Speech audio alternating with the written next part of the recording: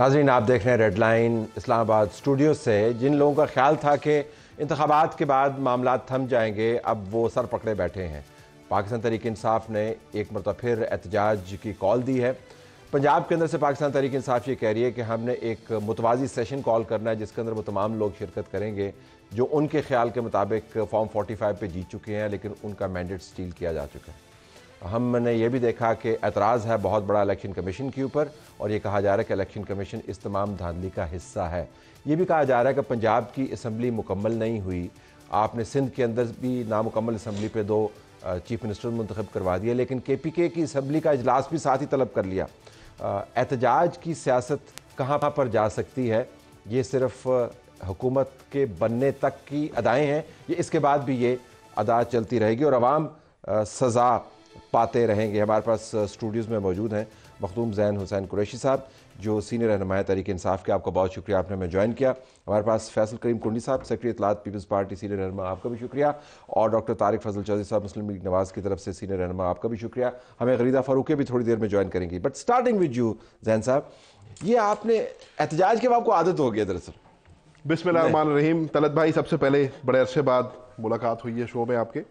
एहतजाज देखिए सर, किसी मौक़िफ़ पे लिया जाता है। हमारा मौक़िफ़ बड़ा सिंपल है कि पाकिस्तान की आवाम ने 8 फरवरी को हमें मैंडेट दिया, भारी मैंडेट दिया। जिन हालात में दिया वो भी आपको है। हमें लगता है वो मैंडेट चोरी हुआ है। हम हवा में बात नहीं कर रहे, हम दलाइल के साथ, सबूत के साथ बात कर रहे हैं।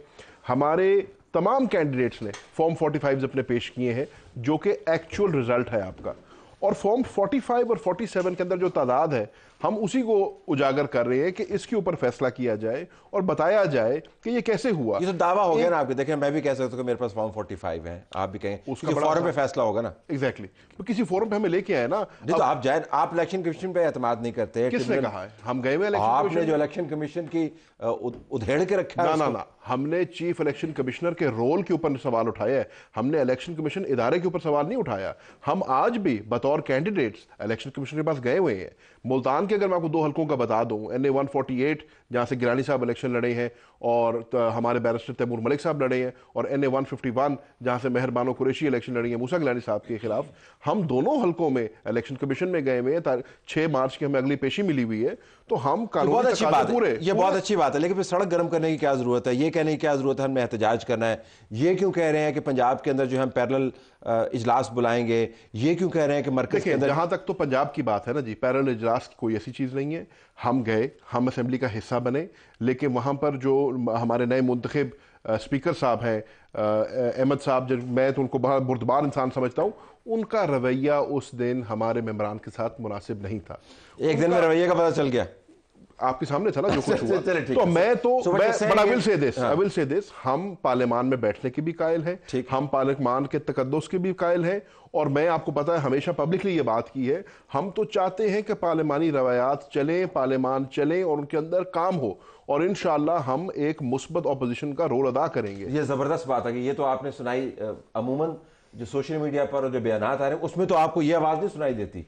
ये ज़ैन कुरैशी की साउथ की आवाज है या वाकईतन पार्टी की आवाज़ है? क्या है? ये शाह साहब की अपनी ज़ाती आवाज़ है। ठीक, बड़ा एहतराम है मुझे। ये PTI की आवाज़ नहीं है, जो कि होनी चाहिए, क्योंकि ये जो बात की ना शाह साहब ने, ज़ैन ने, पार्लियामान का तकद्दुस, पार्लियामान को आगे लेके चलना।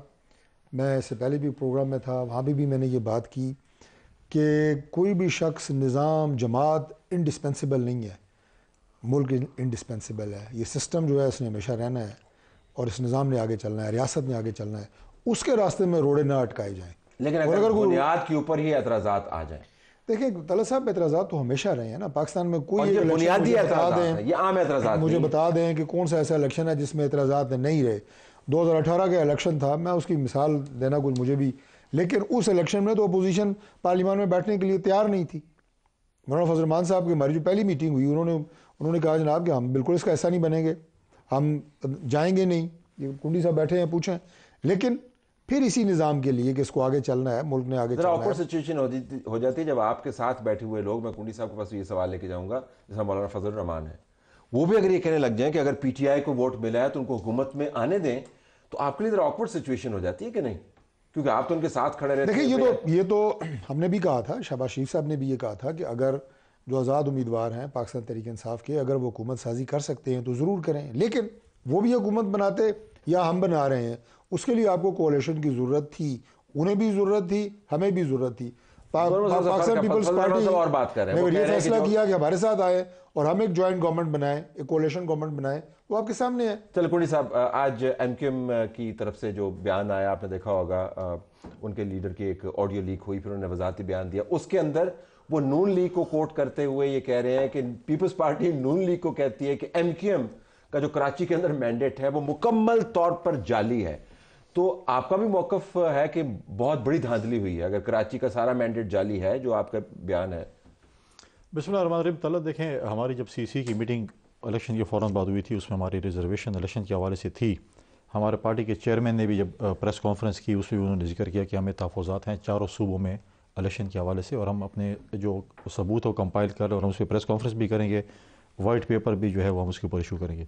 हमें तहफ़्फ़ुज़ात हैं, हम सबूत के साथ, हम कोई स्वीपिंग स्टेटमेंट नहीं देंगे यार पूरे पाकिस्तान में बिल्कुल ऐसे हो चुके हैं। जहाँ जहाँ पर हैं इनको भी होंगी, पीटीआई को भी, जो अब सुन्नी इत्तेहाद कौंसिल बन गई उनको भी होगी, या जिस जमात को भी होगी। लेकिन सब जहाँ जहाँ कहाँ नहीं है पाकिस्तान का कौन सा हिस्सा? देखिए सपोज फॉर एग्जांपल जहां से आवाज नहीं उठती, देखिए फॉर एग्जांपल मुझे चंद सीटों पे होगा, इनको भी शायद चंद सीटों पे होगा, मुख्तलिफ जगह होंगी, इनको भी होगा, बाकी जमातों को भी होगा, तो होगा। पाकिस्तान की आवाम जो है वो एक ख्वाब देख रही है और देख रही थी और देखती रहेगी कि इस मुल्क में फ्री एंड फेयर इलेक्शन हो। पाकिस्तान की आवाम जिसको मैंडेट दे उसको हक है हुक्मरानी का, पता नहीं वो ख्वाब जो है कब जो है वो शर्मिंदा ताबीर होगा।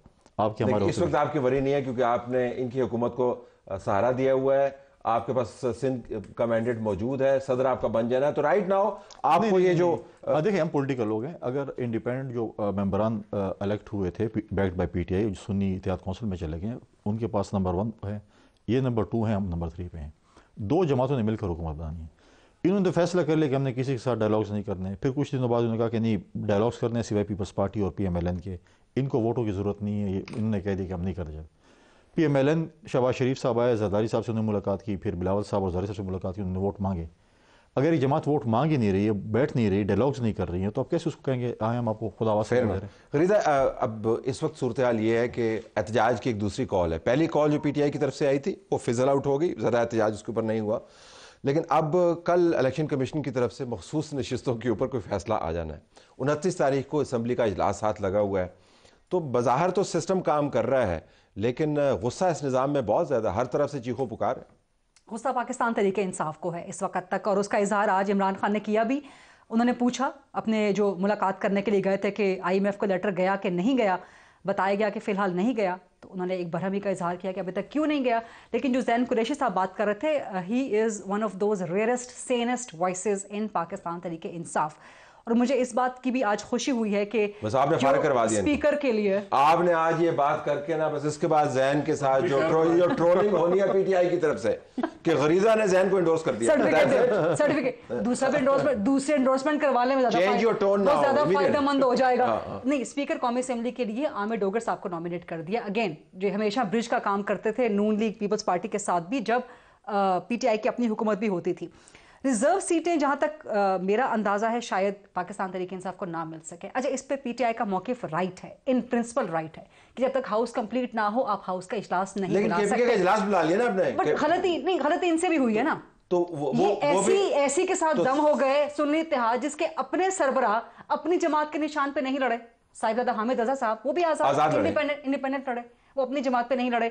तो ये तो गलती इनकी लीगल टीम की तरफ से है, इनकी अपनी तरफ से है। अब अपनी गलती को आप सिस्टम पे डालें, गुस्सा निकालें, वो मेरा ख्याल है कि ना सिस्टम कबूल करेगा। आपकी जमात की तरफ से जो आज़ाद अरकान है, इनकी तरफ से जो पॉलिसी मुरतब होगी वो डिसाइसिवली इन्फ्लुएंस करेगी कि मरकज में हुकूमतें कैसी चलनी है और निज़ाम कैसे बनना है।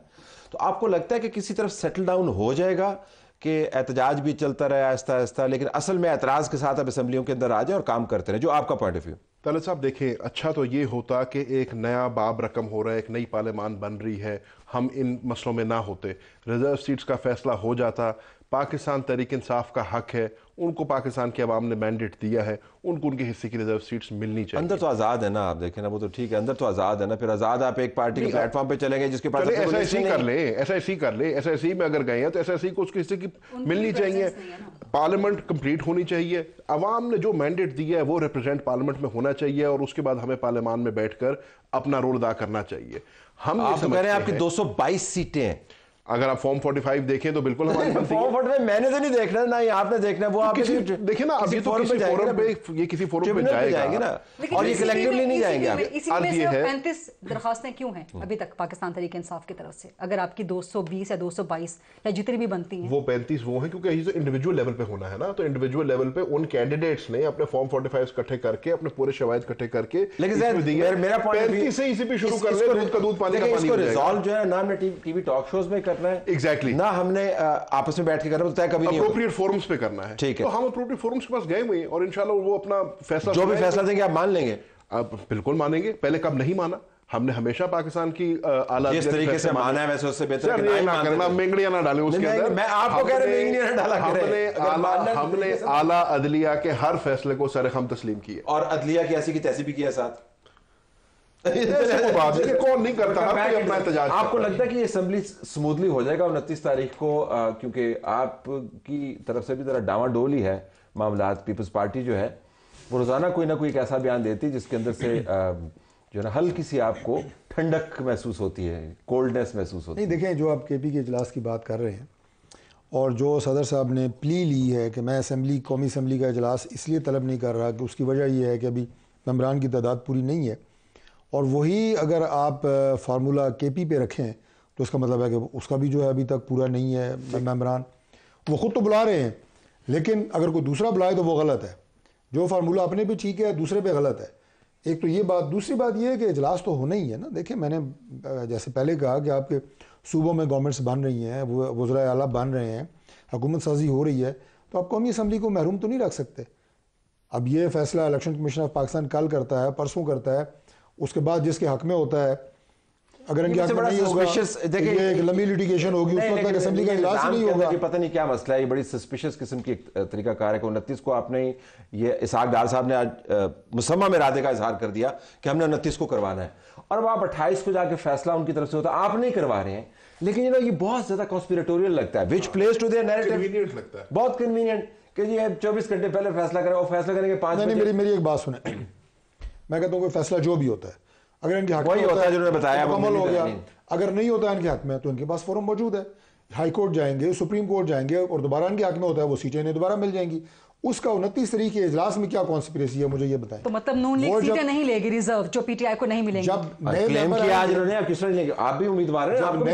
नए मेंबर आएंगे, चाहे वो सुप्रीम कोर्ट से आए, वो नहीं, आप लोग सीटें लेंगे कि नहीं लेंगे, कल इनको नहीं मिलती। नहीं, बात ये है तो आज सारे दिन इलेक्शन कमीशन में पीपल्स पार्टी तो कह रही है कि हम तो पिटीशनर ही नहीं है, जबकि फारूक नाइक वहां मौजूद थे, आजम नजीर तारड़ भी वहां मौजूद है। बट आपको एक्सेप्टेबल होंगी वो सीटें जो इनका ख्याल है इनको मिलनी चाहिए। पहले ये कहते रहे कि हमें आपने मुंतखब सीटें नहीं दी, अब आप कहते हैं जी मखसूस सीटें भी आप हमारी लेके रह गए, तो ये तो बहुत बड़ा धांधला लगेगा इनके पॉइंट ऑफ व्यू से। देखिए, गलत बात यह है कि हमने इलेक्शन कमीशन से जो उसके रूल्स हमने पहले चेक किया था कि हमारी भी ख्वाहिश थी कि हम इलेक्शन के बाद अपनी एक रिजर्व सीट की लिस्ट दें।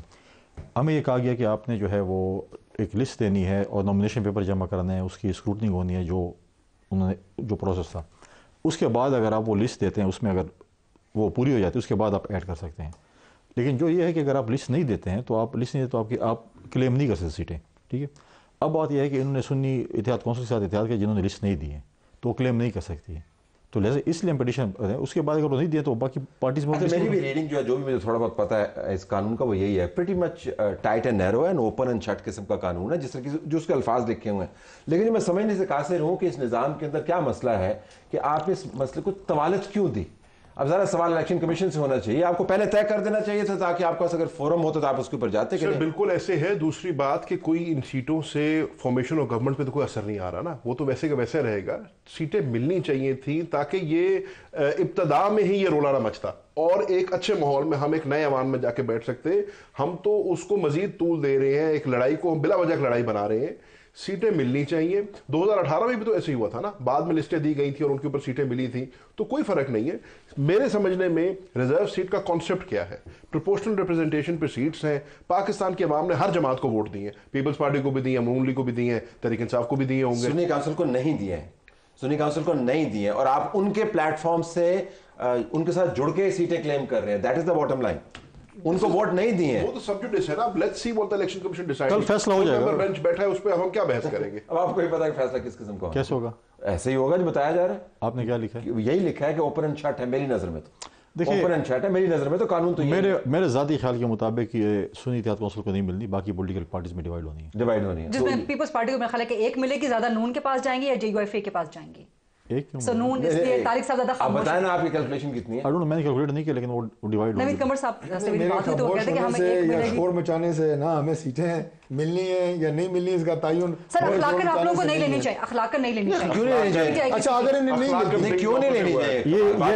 ये एक अगर नहीं मिलती, इसलिए नहीं लेनी चाहिए। मैं आपसे एक सवाल करता हूँ, क्योंकि अच्छा, तोनू मिलियन नहीं है, नहीं तोनू मिलियन नहीं है। मैं जवाब तो नहीं, क्योंकि तारिक साहब कह रहे हैं ना, तारिक साहब कह रहे हैं ना कि कल अगर नहीं मिलती PTI को तो बाद में ले लेंगे। मैं कह रहा हूँ तो कि फिर आप लोग अखलाकन छोड़ दें ताकि बाद में वो ले लें। अगर इन्हें नहीं मिलती बिलफर्ज, चूंकि सुन्नी इत्तेहाद काउंसिल ने लिस्ट ही नहीं दी हुई, जो सीटें क्लेम कर रहे हैं उनकी नॉमिनेशन पेपर मुकर्रर वक्त पे इलेक्शन कमीशन में दाखिल ही नहीं हुए, ठीक है, अगर नहीं मिलती सर ये गलती है तो PTI की ये टेक्निकल फॉल्ट है। You get knocked तो out. ये सीटें आपने अगले 5 साल खाली रखनी है। कोई ऑप्शन है ना कि या तो 5 साल ये सीटें आप खाली रखें, असेंबली को महरूम रखें इन सीटें से, या जो जमातें मौजूद हैं उनमें तकसीम करें। नहीं सर, ऐसे नहीं हो सकता ना। यार सुन ले, जो खरीदा बात कर रही है इखलाकन, रिजर्व सीट का कॉन्सेप्ट क्या है? रिजर्व सीट का कॉन्सेप्ट ये है कि प्रोपोर्शनल रिप्रेजेंटेशन पे वो सीट्स हमें मिलती हैं। किसको? जो आपको पाकिस्तान की आवाम ने वोट दिया हुआ है। नहीं, जमात को मिलती है। जो जमात मौजूद है, जमात नहीं है ना असेंबली के अंदर है ना। SIC में जाने का मकसद ही ये था कि रिजर्व सीट उस जमात को आवाम ने मैंडेट नहीं दिया। सर ये तो ECP ने डिसाइड करना ना। टेक्निकली PTI की फॉल्ट है, बट मॉरल अथॉरिटी पे आप बात कर सकते हैं, इनको नहीं लेनी चाहिए, लेकिन टेक्निकली आपके पास नहीं आ सकती। फैसल भाई, मैं उसी पॉइंट पे आ रहा था। जो वो इखलाकन बात कर रही है ना, इखलाकन you are not proportionally represented in those seats, तो आपको इखलाकन इसलिए नहीं लेनी चाहिए क्योंकि आपकी प्रोपोर्शनल रिप्रेजेंटेशन तो वही थी जो आपको आपके हिस्से की सीटें मिल गई।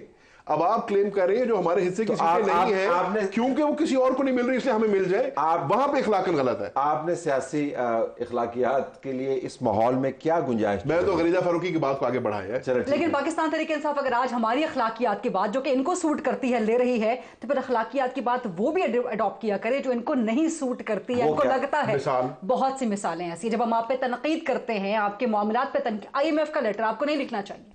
क्यों नहीं लिखना चाहिए? चल बताएं। रियासत के खिलाफ है ये। नहीं है रियासत के खिलाफ, प्लीज समझे इस बात। मैं आपको अच्छा कैसे नहीं है रियासत? IMF के लेटर में हम क्या लिख रहे हैं? मजेदार बात नहीं, आप बाहर से दावत दे रहे हैं। फिलहाल तो आप लिख नहीं रहे, आ जाए लिख ही नहीं रहे, बाहर से आप दावत दे रहे हैं। IMF का क्या किरदार है पाकिस्तान के अंदरूनी मामला? अब आपने ये टॉपिक छेड़ा तो इस पे आ जाते हैं। ब्रेक के बाद विल स्टार्ट इस तरह तो सेंस साहब suddenly she realises it. Let's take a break here.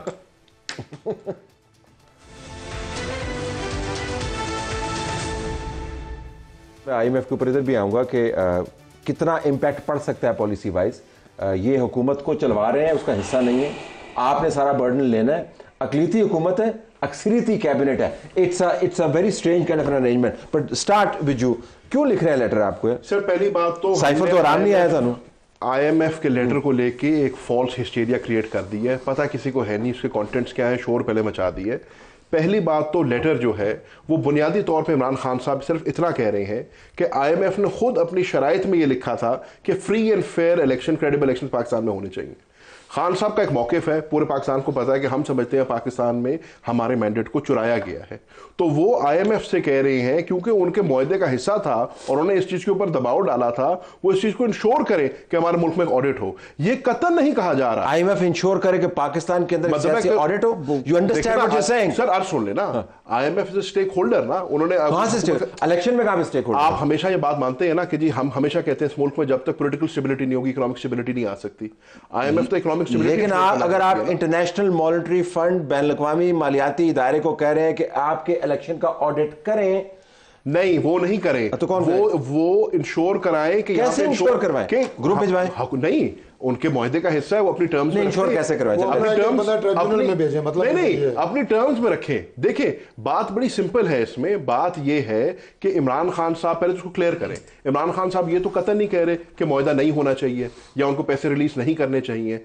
वो ये कह रहे हैं कि जो ऑलरेडी जो पहले की उनकी टर्म्स डिटरमिन थी, उसका हिस्सा था कि फ्री एंड फेयर इलेक्शन होने चाहिए, वो होना चाहिए। दूसरी बात, मैं इस बात में सिर्फ आखिरी बात कर लूं, लेटर लिखना कोई बड़ी बात नहीं है, सारी दुनिया लेटर्स लिखती है। आप अभी IMF की वेबसाइट पर चले जाएं, कई ममालिक के लोगों ने लेटर लिखे हुए हैं। आखिरी बात इसके ऊपर, टॉपिक के ऊपर, कि IMF जब भी आती है तो वो हर स्टेक होल्डर को मिलती है, हुकूमत को भी मिलती है, ऑपोजिशन को भी मिलती है। इमरान खान साहब अभी जेल में बैठे हैं, होल्डर को IMF टीम को नहीं मिल सकते। आप IMF की टीम की इमरान खान से मीटिंग करा दें, हम लेटर लिखेंगे। मैं पॉइंट को लेबर नहीं करना चाहता, लेकिन IMF का स्टेक होल्डर से मिलना और बात है, IMF को स्टेक होल्डर पॉलिटिकल प्रोसेस में बनाना और बात है। But I leave that on the table. Go ahead जी, आपको असर पड़ता है? सिंपल सी बात कह रहा हूँ जी कि ये कह रहे हैं जी कि IMF का काम है कि वो इस बात को देखे कि पाकिस्तान में फ्री एंड फेयर इलेक्शन हुए या नहीं हुए। तो ये बताएं कि क्या इलेक्शंस के फ्री एंड फेयर होने का फैसला IMF ने करना है, या उन्होंने यहाँ पे नुमाइंदे भेजने हैं, या ऑडिट उन्होंने कराना है यहाँ बैठ के, और उसके बाद उन्होंने, ये बड़ी सिंपल सी बात है ना, लेकिन जो बड़ी सादगी से बयान कर रहे हैं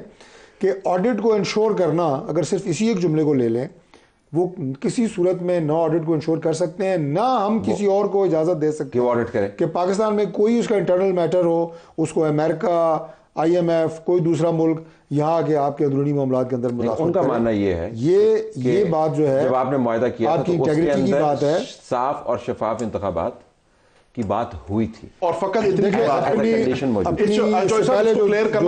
जाने से पहले जो गुफ्तगू की है कि जी हम मुतलका फोरम्स के ऊपर भी जा रहे हैं, अदालतों के फैसलों को भी माने हैं। असल गुफ्तगू वो है, असल इलेक्शन का ऑडिट वो है कि जो इलेक्शन कमीशन के पास आप गए हैं, इलेक्शन ट्रिब्यूनल्स के पास गए। और ये बात भी ना, मैं देख रहा हूँ मीडिया के ऊपर बड़ी अजीब सी है, वो ट्रिब्यूनल्स हैं जी, वो पता नहीं कुछ भी नहीं है जी, वो फलां नहीं है। 2018 के इलेक्शन के ऊपर जो में एतराज़ात थे, ट्रिब्यूनल्स ने फैसले किए ना, इनके डिप्टी स्पीकर का हल्का खुल गया था, 4 साल वो स्टे पे रहे हैं, 50,000 वोट जो है वो निकल आए थे कि आप इसी उम्मीद में चल रहे हैं। नहीं, मैं ये कह रहा हूँ वैसे सिस्टम और इदारा जो है मौजूद है, मॉडल के ऊपर तो नहीं चल रहा है कि 4 साल सिस्टम और इदारे मौजूद हैं, वो अपना काम कर रहे हैं, उन्हें काम करने दें। सर ये बताइएगा, क्या वाकई ये चीज मैटर करती है? PTI की तरफ से लेटर लिखा जा रहा है, नहीं लेटर लिखा जा रहा है, एहतजाज कर रहे हैं, नहीं कर रहे हैं, या आपको लगता है कि अब सब जो है उनको पता है उनकी कितनी तनख्वाह है, सब उसी के ऊपर काम कर रहे हैं? देखिए, पहले मैं तो बात करूँगा, अभी इखलाकियात का बहुत जिक्र हुआ। अच्छी बात है कि इनकी तरफ से इखलाकियात की बात आ गई। अगर ये अडॉप्शन इखलाकियात की अगर PTI करती तो आज हम भी कहते हैं कि जी इखलाकियात। देखिए, सियासत में कुछ जगहों पर इखलाकियात होती है, कुछ जगहों पे नहीं। अब कहते हैं यार सीटें में दे दें इखलाकियात की वजह से। सीटों पे इखलाकियात और इलेक्शन में इखलाकियात नहीं होते, वो आपने इलेक्शन लड़ने और चीज़ हासिल करनी है।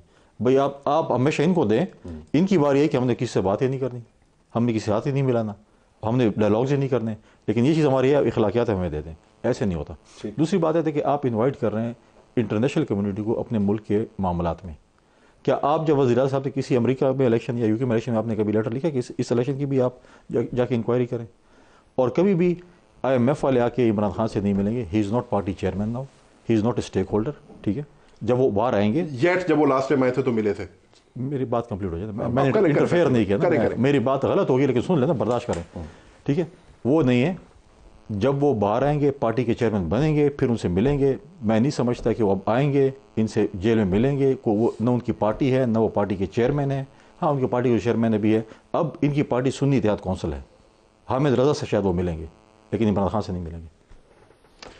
मैं सर इसमें थोड़ा सा ऐड कर दूं, जो बात एक मिसकंस्ट्रू हो रही है, पाकिस्तान तहरीक इंसाफ कभी भी IMF को ये नहीं कह रही कि हमारे ज़ाती मामलात में मुदाखलत करें, या हम उनको कह रहे हैं कि वो ऑडिट करें। इमरान खान साहब का पॉइंट ऑफ व्यू बड़ा क्लियर है कि IMF के मैंडेट के अंदर जो मुआहदा उनका इनके साथ पहले हुआ था, उसमें ये शिक थी फ्री एंड फेयर इलेक्शन होने चाहिए। उसी चीज को उस लेटर में रीइटरेट किया। IMF को तो पता नहीं है, मैं यकीनी बनाया, मैं अर्ज कर IMF ऑडिट करे, बात तो वही है। जो चॉइस आप बात कर रहे हैं ना, हम अभी भी उसके कायल हैं कि हम पाकिस्तान के इदारों के पास ही जा रहे हैं, इलेक्शन कमीशन के पास भी जा रहे हैं, और जरूरत पड़ने में हाई कोर्ट और सुप्रीम कोर्ट के पास ही जाएंगे। हम किसी और बैरूनी इदारे की तरफ नहीं देख रहे हैं। खान साहब अपने लेटर के अंदर, क्योंकि खान साहब बाज़ाब्ता उनसे मुलाकात नहीं कर सकते और उनके पास फोरम सिर्फ लेटर का फोरम ही बचा है, इसलिए वो लेटर लिख रहे हैं और उसमें ये कह रहे हैं कि आपके मुआहदे का जो ऑलरेडी एक एस्टैब्लिश्ड पॉइंट है उसको रिटरेट कर रहे हैं। इससे बढ़ के कोई चीज नहीं है। ये लेटर नहीं लिखना चाहिए, इसके जो तौजीहात जो इसकी जस्टिफिकेशंस पेश की जा रही हैं जैन साहब माजरत के साथ, लेकिन नहीं लिखना चाहिए। आप इनवाइट कर रहे हैं IMF को, ऑडिट के हवाले से ऑडिट की बात की गई है कि जी ऑडिट करें इस इलेक्शंस का। IMF is no stakeholder, no party, और IMF ने कह दिया कि जो भी हुकूमत है हम उसके साथ काम करेंगे, और पाकिस्तान का जो इलेक्शन है, पाकिस्तान का इंटरनल फायदा नहीं होगा, नुकसान उल्टा होगा।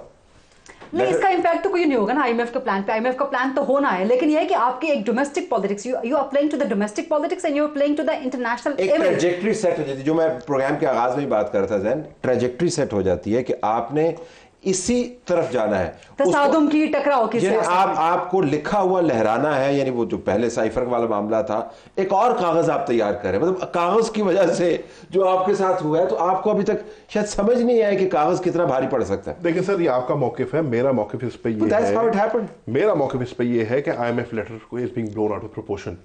जैसे by everyone, nobody actually knows। मैं अब इस कमरे में इस टेबल पे बैठ के बात करते हैं, nobody actually knows the contents of the letter। ये नहीं पता उसमें लिखा है लेकिन मैं बताता हूं क्यों, क्योंकि आप पिछले 48 घंटे से आपकी पार्टी के अंदर इतनी सख्त डिबेट है, इतनी सख्त, मैं नाम भी आपको सख्त डिबेट है कि लिखना चाहिए नहीं। बिल्कुल ठीक है साहब, आप उसको छोड़ें और उसमें बात नहीं है, डिबेट अच्छी चीज है। मैं अर्ज करना चाहता हूं, इस बात को छोड़ेंगे, कंटेंट चले, हमने लेटर नहीं पढ़ा। जो इस कमरे में गुफ्तगू हुई है ना, और जो शाह साहब ने फरमाया है कि IMF का मुआहदा मशरूत है फ्री एंड फेयर इलेक्शन से, और हम IMF को कह रहे हैं कि आगे वो इस बात को यकीनी बनाएं, देखें, जायजा लें, ऑडिट करें, अल्फाज जो भी हों, तो आपकी इस जुमले से ही सारी बात पढ़ने की जरूरत ही नहीं है। इसमें कम से कम पीपल्स पार्टी को भी एक बड़े ज़र्फ का मुजाहिरा करना चाहिए। आपकी तरफ से वज़ीर आज़म के उम्मीदवार शहबाज शरीफ हैं, उन्हें कहना चाहिए कि जी आएँ, जब मैं वज़ीर आज़म बनूंगा, पार्लियामान में आऊंगा, आए बैठे, इलेक्शन इस्लाहात कमेटी बनाते हैं, धांधली की तहकीकात करते हैं। Parliament is the appropriate and the most appropriate and the most right forum. ये किसको कहें? ये पाकिस्तान तहरीक इंसाफ को कहना चाहिए, वो तो पार्टी है नहीं ना, पैगाम देना चाहिए। चल जो भी है जी, PTI प्लस तो ये बयान शहबाज शरीफ की तरफ से आना चाहिए। हम इसके लिए बिल्कुल तैयार हैं, लेकिन आप इस निजाम में आगे इस निजाम को चलाने में अपने को पॉजिटिव किरदार भी तो अदा करें। हमें किसी और किस्म का किसी सदर की आदत हो गई है अलवी साहब, हो सकता है कि अगले दिनों में वो ना हो। सदर जरदारी साहब जो है वो प्रेसिडेंसी का एक रोल तब्दील करके रिकंसिलिएशन की तरफ जा सकते हैं, तमाम बातें जो हम कर रहे हैं कि नहीं? देखिए, हमारी भरपूर कोशिश होगी। पहली बात तो यह है कि देखिए 2008 से 13 तक जब वो प्रेसिडेंट थे, उन्होंने तमाम पॉलिटिकल पार्टीज़ को एक प्लेटफॉर्म पर जमा किया। जब हमने आइनी तरमीम भी की, यूनिवर्सिटी ने पास की, तमाम पॉलिटिकल पार्टी, देखें इस इलेक्शन है, हम इतराज़ात हैं, 2018 में भी इतराज़ात थे, ये ओथ नहीं ले रहे थे, मौलाना साहब नहीं ले रहे थे, हमने इनको राज़ी किया है पार्लियामेंट के अंदर और बाहर हम ये करेंगे, इनको भी इतराज़ात हैं। ये हमें ताने देते चेयरमैन नैब के हवाले से, अब हम अगर इनको जवाबी ताना दें कि CC चीफ इलेक्शन में किसने बिठाया था? आप लोगों ने बैठाया था ना, आप लोगों ने तोहफा में दिया था, और उनको बहुत तारीफ करते थे। आज इखलाकियात ही कहते हैं, कासिम सूरी के ट्रिब्यूनल ने, हाई कोर्ट ने कह दिए कि 50-60 हज़ार ह्यूमन एरर वोट कास्ट हुए हैं। उसका तो कोई इखलाकियात नहीं थे कि आप कहें कि ये गलत है और रिज़ाइन करके दोबारा इलेक्ट करा जाए। उसका तो आप सुप्रीम कोर्ट में उसको डिफेंड कर रहे थे। लिहाजा ये चीज़ें नहीं होनी चाहिए। हम कहते हैं आगे बढ़ना चाहिए, इलेक्शन का एक प्रोसेस गुजरिए। हाँ, तहफ़्फ़ुज़ात है, हमें भी है, इनको जिनको भी है, प्रॉपर फोरम पे जाएं और इस मुल्क को आगे लेकर चलें। देखिए, इस मुल्क ने तमाम, जैसे इन्होंने बात की, तमाम पॉलिटिकल पार्टीज़ को किसी न किसी मोड पे वोट किया है। लिहाजा इस मुल्क को अब इन क्राइसिस से निकालने के लिए ये नहीं कि हम हुकूमत में नहीं है, हम खत लिखें ये हुकूमत ख़त्म हो जाए। Okay, I have to take a break है, ब्रेक के बाद वापस आते हैं प्रोग्राम में। बिल्कुल आखिर में अगर हम प्रोग्राम का आगाज़ करते हुए धांधली के ऊपर ही रहते हैं, तो गरीदा सिर्फ आवाज़ जो है वो PTI की तरफ से नहीं है। आज मौलाना फजल रहमान भी बहुत गुस्से में बोले, ज़रा मैं उसकी तरफ भी जाना चाहूँगा, क्योंकि वो इनके साथ थे, जरदारी साहब की जमात उनके पीछे ज़रदारी नमाज पढ़ी, वो आजकल इनकी आवाज़ बोल रहे हैं। तो I am just trying to understand कि फजल रहमान साहब का जो ना, हाउ डू यू, इनके पीछे नमाज पढ़ना चाहिए। अब आजकल इनके साथ खड़े हुए हैं। मौलाना फजल रहमान उनकी जमात का बहुत एहतराम है, लेकिन दोनों मौलाना फजल रहमान साहब भी और इनकी पाकिस्तान तहरीक इंसाफ भी, ये वो महबूब का किरदार या महबूबाओं का किरदार है जिनका ब्रेकअप हो चुका होता है। तो फिर वो ताने देने पे आते हैं कि अल्लाह करे तुम्हारा घर ना बसे, अल्लाह करे तुम्हारा ब्रेकअप हो जाए। सो मौलाना का वो एक जो है ना एक पर्सनलाइज एलिमेंट है, जो कि पाकिस्तान तहरीक इंसाफ का भी पर्सनलाइज एलिमेंट है। बट JUIF को 6 सीटें मिल चुकी हैं इस वक्त कौमी असेंबली में। 3 जब 3 डबल कर दिया आपने। इधर भी धांधली कर रही हैं धांधली वो कहते हैं उनके साथ हुई है जो आप वाली सीट थी। बट अली अमीन गंडापुर वाली सीट पाकिस्तान तहरीक इंसाफ की जेन्युइन सीट थी, वहां पर धांधली का एलिमेंट नहीं है, बिकॉज मैंने खुद कवर किया है। अली अमीन गंडापुर जो आपके चीफ मिनिस्टर होंगे, वो तो मौलाना को पागलखाने भिजवाना चाहते हैं। But I'm just saying कि हम we're not taking these words at face value, we believe कि शायद बात कर दी हो, लेकिन मतलब आप कैसी बातें करते हैं, किस किस्म का माहौल बातें करते हैं ना, ये अखलाकियात की बात। सीट लेते हो अखलाकियात है। नहीं देखिए, जहां तक तो मौलाना, देखिए मौलाना जो है, मैं ये नहीं कह रहा कि हमें बात सूट करती है इसलिए, लेकिन मौलाना का ये बयानात देना जो है is a cause for concern for them, because मौलाना से ये बंदा एक्सपेक्ट नहीं करता। मौलाना क्या कह रहे हैं? मौलाना कह रहे हैं मुझे 6 महीने ये हुकूमत चलती, यही समा के प्रोग्राम पे ही, नदीम मलिक साहब के प्रोग्राम पे गालिबन उन्होंने कहा कि मुझे 6 महीने नजर आती। अब अगर फैसल करीम कुंडी मौलाना को नहीं समझ सके तो हम क्या समझेंगे मौलाना को, जितना इनका वक्त उनके साथ गुजरा। सबर करो, वो 6 साल का बयान देना रहे हैं कुछ अरसे बाद। चलो वो तो मर्जी का निकाल है। लेकिन ठीक है, आपने कुंडी साहब को जिक्र किया, वर्किंग इट बैकवर्ड्स, मौलाना साहब को व्हाट इज द इशू है? क्योंकि बहुत बड़े करीब रहे, वो तो बड़ी उम्मीदों के साथ आए थे। देखिए हम पीडीएम का तो हिस्सा नहीं थे, तो इनके साथ, लेकिन पीडीएम जो थी वो एक कॉज के लिए बनी थी, वो खत्म हो गई पीडीएम। अब आप दोबारा कहेंगे पीडीएम रहे, वो चीज़ थी। पीडीएम जो एक चीज़ से वो खत्म हो गई मेरे ख्याल में, पता नहीं डॉक्टर साहब इसको आगे वो करें, लेकिन मौलाना साहब का ख्वाब ये था कि मैं प्रेसिडेंसी जा रहा हूँ, मेरा भाई सीएम हाउस जा रहा है, उसका ख्वाब था, अवाम ने रिजेक्ट कर दिया। अब जो रिजेक्ट कर दिया तो फिर इंतज़ार करें, अगले इलेक्शन के लिए मेहनत करें, क्योंकि 16 महीने की जो उनकी कारकर्दगी थी, जिसमें अब ये कहते हैं अदम एतमाद, 4 वज़ारत इन्होंने ली, हाउसिंग, कम्युनिकेशन, फिर मजहबी अमूर, SAFRON, deputy speaker, governor KP, उसके साथ 80% वजारतें, और जो उनके 16 महीने में जो कारकर्दगी थी ना, लोगों ने अगर ये 5 साल बैठ गए तो फिर इसका अल्लाह हाफ़िज़ इस सूबे का। तो आपको इंतजार करना होगा। तो खतरा आपको लग रहा है? मुझे कह रहे हैं कि आपकी हुकूमत तो बस नहीं, हम बना लेंगे उनको कुछ अरसे बाद, फिक्र ना करें। लेकिन वैसे तो नहीं मानते ना वो सर, छोड़ देना। वो कहते हैं कि जो निजाम के अंदर रहेगा वैसे भी बनाना आता है। हाँ, वैसे बनाना। हम पॉलिटिकल लोग हैं, हम पॉलिटिकल डायलॉग करते हैं। वो कहते हैं कि वैसे जो निजाम के अंदर रहेगा वो रोएगा, और जो बाहर रहेगा वो खुश होगा। तो आपके लिए खतरे की घंटी है। हम खुश भी करेंगे और रुलाएंगे भी। आपने तो दोनों तरफ रखा हुआ है, आपका घर दोनों तरफ है, अंदर भी है फिर नहीं भी है। जी बताइएगा जरा। देखिए जी, मौलाना साहब की जो तहफ़्फ़ुज़ात हैं, पूरी कोशिश करेंगे कि उन्हें दूर किया जाए। ख़ास तौर पे मुझे पूरा यकीन है कि जरदारी साहब जब बतौर सदर इस्लामाबाद में तशरीफ़ लाएंगे तो मौलाना साहब आप पे काम कोई नहीं करना, मतलब ये मौलाना साहब की और जरदारी साहब की दोस्ती आपने क्या करना है, बहुत पुरानी है और बहुत मशहूर है, और हमारे लिए भी बहुत काबिल एहतराम है मौलाना साहब। लेकिन जितनी मुलाकातें उन्होंने पिछले दौर में आपके साथ की उतनी पीपल्स पार्टी के साथ बाकी जहाँ तक गवर्नमेंट की बात है, गवर्नमेंट इंशाल्लाह ताला 5 साल चलेगी और इसे चलना चाहिए, ये मुल्क के मफाद में है। और वो भी गवर्नमेंट 5 साल तब चलेगी कि जब वो परफॉर्म करेगी। साहब के ऊपर इस वक्त कैमरा हो और फिर जो आप बात कर रहे हैं तो उनके एक्सप्रेशंस अगर लिए जाए, नहीं वो परफॉर्म करेगी। क्या कहना चाहते हैं? कुछ भी नहीं, जिस तरीके से आप पेन घुमा रहे थे, बट गो अहेड, बताइए। मैं अर्ज़ कर रहा हूं जी कि ये गवर्नमेंट को पता है कि 5 साल चलना है और परफॉर्म करना है, उसके अलावा कोई ऑप्शन ना हुकूमत के पास है ना पाकिस्तान के पास है। वैसे एक बड़ा करिश्मा होगा कि एक अकलीती हुकूमत बड़ी परफॉर्म करे। अकलीती हुकूमतें जो है ना, तारीखी तौर पर इलेक्ट्रली बहुत ज़्यादा कारकर्दगी की तरफ माइल नहीं होती। नहीं देखें, ये जो अब एक फैसला हुआ है कि कैबिनेट जो है वो PMLN के लोग होंगे और अक्सरियती। अब पाकिस्तान पीपल्स पार्टी बज़ाती तौर पर मेरी ख्वाहिश थी कि ये हिस्सा होते उसका, ज़ाहिर है ये वोट दे रहे हैं प्राइम मिनिस्टर का, लेकिन ये भी एक टेक्निकल डिसीजन है और इनकी मैं समझता हूँ कि ये थोड़ा एक अच्छा फैसला है, मुस्तहसन फैसला है कि ये आपको एक ऐसी पोजीशन में इन्होंने नहीं डाला कि आप एक फैसला करने से पहले 10 दूसरे मेहनत करें। अगर आपकी कारकर्दगी ठीक नहीं होगी, डिसीजन करेंगे। अगर आपकी कारकर्दगी बिल्कुल ठीक नहीं होगी तो आपका बर्डन नहीं उठाएंगे। अगर आपकी कारकर्दगी बहुत अच्छी होगी तो फिर भी आपका बर्डन नहीं उठाएंगे। हम तनकीद पर उस्ताद तो हैं, ये तो पता है मुझे। बिल्कुल।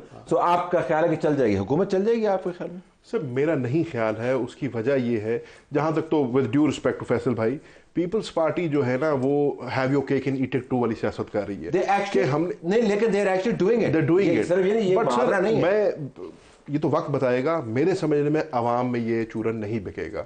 आप ये नहीं कर सकते कि आप कहेंगे जी हम कॉन्स्टिट्यूशनल पोस्ट हमने लेते हैं, सदर हम बना लेते हैं, गवर्नर्स हमारे आ जाए, पहले स्पीकर की बात करते थे या चेयरमैन सेनेट की बात, वो हमारे आ जाए, काबीना में हम ना जाए, करके दिखाया है। पीडीएम से बाहर रहते हुए तमाम बर्डन इन पे शिफ्ट किया है। किसको शक है कि ये पीडीएम 2.0 नहीं है?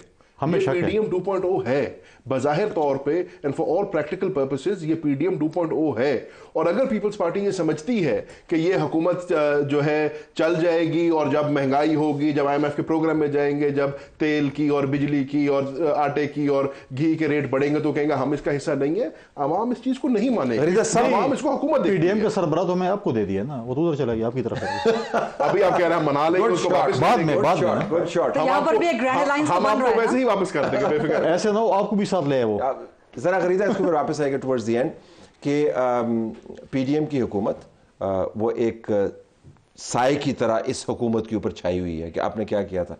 तो आपको लगता है कि ये वाकईतन कारकर्दगी दिखा के इंतखाबात रिग हुए नहीं हुए, IMF ने ऐड देने नहीं देनी है, ये सारी कारकर्दगी के साथ जुड़ी हुई है, डिलीवर कर पाएंगे या नहीं? Your take. हुकूमत तो चलेगी 5 साल, हुकूमत तो पीपल्स पार्टी की भी 5 साल पूरा किया, नून ने भी 5 साल पूरा किया, क्या वज़ीर आज़म 5 साल पूरे करेंगे? That is the bigger question. हुकूमत 5 साल पूरे कर लेगी अपने, ये नंबर 1। नंबर 2, ऑफ कोर्स इस पे साए है पुरानी परफॉर्मेंस के। 2 साल तक तो कोई तवक्को ना रखे, ना आवाम रखे, ना मीडिया रखे। हम 100 डेज़ का एक हनीमून पीरियड देते हैं, हमें 2 years का 365 + 365 का हमें हनीमून पीरियड देना पड़ेगा, बिकॉज 2 साल के बाद जाके आपको कहीं इस्तेहकाम की हल्की सी फजा आते हुए नजर आएगी। लेकिन इस 2 साल में अवाम का प्रेशर कितना सस्टेन कर पाएंगे, इसीलिए मैंने कहा कि क्या वज़ीर आज़म का पीरियड कितना एक्सटेंड किया? 365 + 365। ये तो फनी मून हो गया। Honeymoon, this is funny moon. मतलब नहीं कह सकेंगे जो इस वक्त हालात हैं। अभी देखिए बिजली की प्राइस कल बढ़ा दी है 8 रुपए। करेंगे तो क्या है, बिल्कुल चैलेंज है, इसमें कोई शक नहीं है। लेकिन 2 साल का गरीदा ने ज्यादा कहा है, मैं उससे इत्तेफाक नहीं करता। 6 महीने में सर आपको ग्रेस पीरियड दे रही है, आपके लिए इत्तेफाक करते हैं। 6 महीने में अर्ज ये है सर, देखें पीपल्स पार्टी को सिंध में पूरा मैंडेट मिल गया, ठीक है। मुराद अली शाह साहब माशाल्लाह से तीसरी दफा वजीर आला बन रहे हैं, they should perform, they have no excuse there. Punjab के अंदर मरियम बीबी को पूरा मैंडेट मिल गया और भारी अक्सरियत के साथ मिल गया, शी शुड परफॉर्म। सेंटर में इनको मिल गया है, दे शुड परफॉर्म। और KPK में तरीके इंसाफ को इंशाल्लाह मिला है, दे शुड परफॉर्म। हर किसी को परफॉर्म करना चाहिए। आपका मैंडेट बिल्कुल, हमारा तो अल्हम्दुलिल्लाह हर दफा मैंडेट बढ़ा है। हर दफा पहले अक्सरियत मिली, फिर 2/3 मिली, अब 3/4 मिल गई है। हमारे भी बढ़ रहा है सिंध में, ये भी कहना है यकीनन। तो परफॉर्मेंस करें ना, परफॉर्मेंस की वजह से परफॉर्म करें जो। लेकिन अभी आपको वोट परफॉर्मेंस की बुनियाद पे मिला, चाहे KP में चाहे पंजाब में जितना भी मिला, हमें हमारे नैरेटिव के ऊपर मिला, परफॉर्मेंस पर नहीं मिला, और हमारी परफॉर्मेंस मिला। लेकिन इंतखाबात जो है वो जज्बात का खेल भी है, वो कारकर्दगी का खेल भी है। तो बुनियादी बात जो आज हमें किसी और के कहने पे तो नहीं मिला है, दैट्स फॉर श्योर। वो भी एक डिबेटेबल है, इसके ऊपर कभी हम डिबेट करेंगे कहाँ पर क्या हुआ। चार मेहमानों का बहुत शुक्रिया, इस उम्मीद के साथ कि कारकर्दगी दिखाई जाएगी और इंतखाबात से मुतल्लिक जो एतराज़ात हैं वो कारकर्दगी की वजह से या तो उभर के सामने आएंगे और या फिर वो डूब जाएंगे। अगर परफॉर्मेंस ठीक हुई तो मामला ठीक चलेंगे, अगर नहीं तो फिर यही मामला चलता रहेगा एहतजाजी। इजाज़त चाहते हैं, अल्लाह हाफ़िज़।